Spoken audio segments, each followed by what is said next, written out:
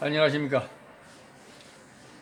이 시간에도 실제 사주팔자를 가지고 그 사주팔자에 준하는 합당한 운세, 즉 대운, 행운 분석을 한번 해보도록 하겠습니다. 자, 이 명은 금명입니다. 무신년, 신유월, 임진일, 신축시. 사주 구조가 한마디로 한눈에 봐도 좀 깔끔하게 보이죠. 얼른 봐도 깔끔하게 보인다고 무조건 좋은 사주다, 복잡해 보인다고 나쁜 사주다, 이런 거 아닙니다. 그 나름대로의 다 특성이 있는 것이고 또 기질이 다른 것일 뿐이다, 이렇게 생각하면 됩니다. 단 어떤 핵심적인 결과, 우리가 사주 구성상 오행 밸런스 아니면 음양 밸런스, 이런 것들이 잘 맞아 떨어지면은 결과가 좋은 운명이 되고 결실이 있는 운명이고, 좀 그 밸런스가 좀 맞지 않으면은 아무래도 결과가 좀 미흡하고, 결과라는 것은 어떤 인생 살면서 노리게 될까죠. 그런 결과가 좀 미흡하고 또 좀 소득이 적다, 땀의 대가가 적다, 이런 뜻이고. 그리고 어찌됐든 그래서 사주는 팔자가 뭉쳐서 하나의 운명을 이루기 때문에 팔자의 어울림, 여덟자의 어울림, 배합 상태가 좀 이렇게 한눈에, 보통은 한눈에 이렇게 정리가 되면은 대체로 안정된 사주다, 이렇게 보면 됩니다. 그런데 이제 한눈에 정리가 잘 되지 않는 사주는 대체로 조금 난해한 사주일수록 좀 어렵고 힘든 사주가 되기 쉽다. 그렇다고 다 그런 것은 아닙니다. 우리가 세밀한 부분에 있어서는 대단히 난해해 보이지만 또 대단히 심오한 어떤 그런 그 사주의 구성 상태를 가지고 있는 그런 명조들도 있다라는 것을 항상 명심하고 사주 분석에 임해야 될 것이다, 또 사주 공부에 또 임해야 될 것이다, 이렇게 생각합니다. 이 명조는 한마디로 임수일간이 인성을 많이 만나서, 그것도 우리 흔히 말하는 정인이 깔끔하게 양쪽에 모조리 투관되어 있어서 일명 정인격의 튼튼한 사주다, 신강사주, 신약사주 얘기하죠. 이렇게 꾹 강약을 얘기하자면은 인성이 확실하게 완전히 받쳐주니까 신강한 주인공 임수사주가 되었다, 이렇게 보면 됩니다. 나를 도와주는 생조하는 기운을 인성이라고 하죠. 편인도 있고 정인도 있는데 모두 다 같은 인성이다. 그러나 이왕이면은 정인이 좀 더 음양의 조화를 이루는 그런 어떤 조력자가 될 수 있다라는 게 이제 우리가 통계나 또 임상에서 누누이 경험할 수 있다. 그러나 때로는 편인이 더 강력한 힘을 발휘할 때도 있다라는 것도 참고로 염두에 두시면 되겠습니다. 이 운명은 한마디로 내가 주인공이 돼버렸죠. 왜냐하면 인성은 나를 보조하는 기운이니까. 그래서 천상천하 유화독존 이런 운명하고도 맥락을 같이 합니다. 왜 그러냐 하면은 여기에 관성이라는 게 글자상으로는 있지만은도 인성이 확실하게 인성이 완전히 어떤 그 주체 세력이 된 가운데 내가 버티고 있는 거니까, 관성이라는 것은 인성에 부합되는 존재지, 인성에 첩신해버리면 인성에 부합되는 존재지, 관성이 독단적으로 나를 뭔가 통제하거나 견제하거나 뭔가 견인할 수는 없다라는 것입니다.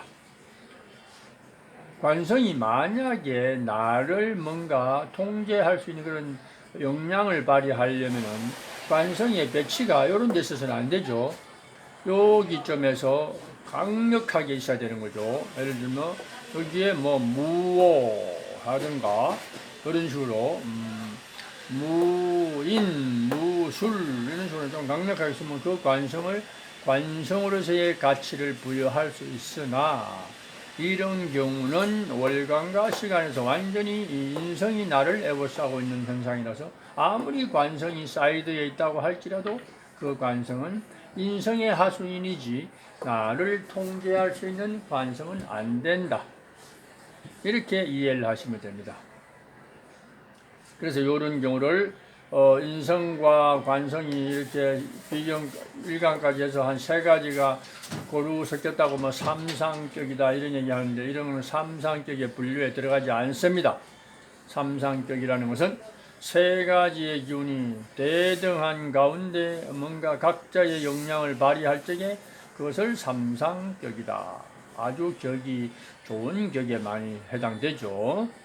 그러나 이런 경우는 무늬만 삼상이지 실제로는 그냥 일방적인 유아독존의 신강한 임수사주다 이렇게 보면 됩니다.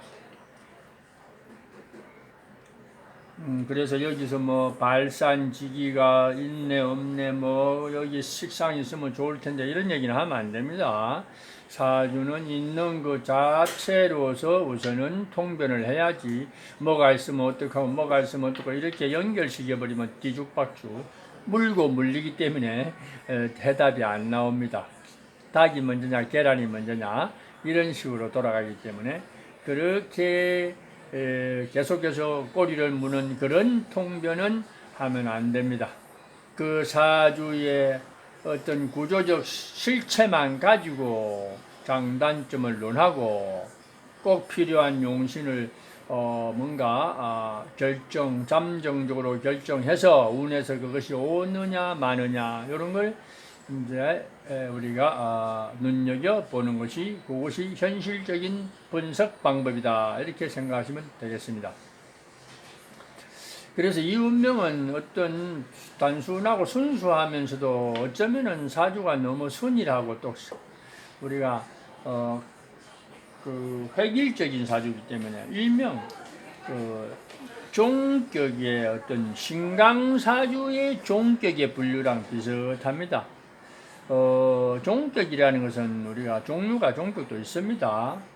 우리가 깔끔하게 이루어지는 종합격, 종제격, 종살격, 종관격 뭐 이런 것도 이거는 전형적인 종격이지만은도 일반적으로 완전히 권제 1인격, 신왕, 신강, 유아 독존 사주가 한두 가지로 완전히 장악된 사주도 일단은 어찌됐든 그 하나의 한두 가지에 종속된 운명이기 때문에 그것 또한 종격의 분류로 읽어주되 일반적인 우리가 종화, 종제, 종살 이런 명의 종격과 신강, 신앙의 종격은 조금은 차이를 달리한다. 신앙, 신강의 종격은 원래 정격의 운명을 감명하듯이 운을 적용해야 되는 경우가 더 많을 수도 있다 이렇게 보면 되겠습니다. 진정한 종격은 일간이 주인공이 될 수 없고 일간이 주체성을 완전히 잃었을 때에 그것을 우리가 종격의 분류로 취급하는 것이 옳다 이렇게 보면 됩니다. 그러나 신왕한 사주나 신강한 사주는 뭐 하나의 기운이 한두 가지가 덕시를 했기 때문에 모양은 종격이나 정격을 감명하듯이 사주를 읽어주는 것이 오히려 더 합당하다 이렇게 보면 되겠습니다. 이 사주 역시 종격상의 분류를 보면 그냥 사주에서 뭐 토운이나 거문이나 수운이나 막 오아주면 그냥 무난하고 좋다 이렇게 볼 수 있는데 그런 것은 진정한 종격은 그렇게 보지만도 요 사주는 일간이 중심이 되는 신강한 사주이기 때문에 그렇게 보면 안 되겠다. 특히 토는 오면 안 된다. 왜냐하면 토가 오면 토생금하기 때문에 인성과다한 신강 사주이기 때문에 토는 도움이 안 된다 하는 거고 인성이 오는 것도 뭐 그다지 도움이 될 일이 없다 하는 겁니다. 신강하더라도 일간의 본기, 일간의 세력과 인성의 세력이 비슷하야면은 좋은데, 이거는 인성이 일방적으로 많이 또 관성까지 도와주면서, 그러니까 오히려 종격의 분류로 본다면은 이 수운이 좀 더 운에서 와서 이 강인한 인성을 잘 흡수할 수 있는 어떤 자체 역량, 소화 능력, 인성을 소화할 수 있는 능력을 키우는 비겁운이 오는 게 차라리 이상적이고, 그렇지 않다면은 정격의 논리로 보듯이 수생목에서 강한 기운을 설기하는 것도 중요하지만은 또 화운이 와서 강한 인성을 제거긴, 한마디로 제가 와서 바로 재물이 돼서 좋다 이런 개념보다 좀 강한 인성을 조금은 억제해주는 동시에 재성이라는 것은 화가 되니까 음양의 좀 조후적인 역할, 음양의 밸런스를 간접적으로 맞춰주는 어떤 그런 조후적인 역할을 하는 동시에 음양 밸런스를 맞추는 그런 결과를 가져오니까 그런 것이 오히려 좀 더 운에서 유리하겠구나. 그래서 이 운명은 신강사주 종격처럼 보이지만도 실제로 일반적인 운에서는 비견급제의 운, 수운이 좀 더 와주는 것이 인성과의 밸런스를 맞춰주는 모양새가 좋고, 그 외에는 가벌병정, 목화운이 오는 것이 좀 더 논리적이다. 운명 개운에 있어서, 개발에 있어서 좀 더 실리적이다. 즉 종격처럼 보이지만 이거는 정격을 해석하는, 보는 관법과 같은 맥락으로 사주풀이를 해야 될 것이다. 이렇게 보면 되겠습니다.